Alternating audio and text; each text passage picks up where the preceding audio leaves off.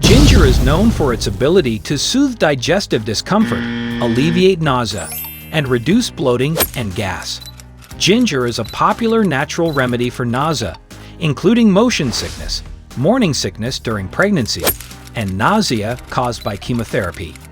Ginger contains compounds called gingerols that have potent anti-inflammatory effects, which can be beneficial for conditions involving inflammation, such as arthritis. The antioxidant and antimicrobial properties of ginger may help support the immune system and combat infections. Some studies suggest that ginger's anti-inflammatory properties might help reduce pain, particularly in conditions like osteoarthritis and menstrual pain.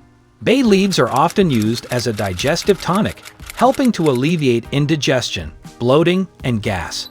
Bay leaves contain compounds with anti-inflammatory properties, which could be useful for conditions like arthritis.